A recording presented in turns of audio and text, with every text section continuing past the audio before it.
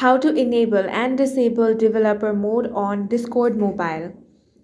The first thing you want to do is launch open the Discord app.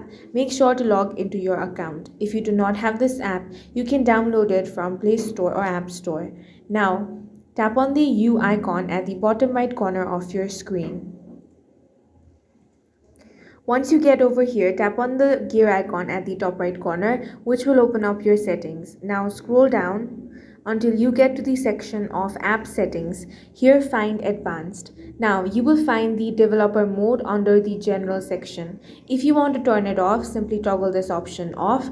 If you want to enable it, simply toggle this option on. In this way you can easily enable and disable developer mode on Discord mobile. And that's all for this video. If you found it useful, make sure to hit the like button and subscribe for more videos like this.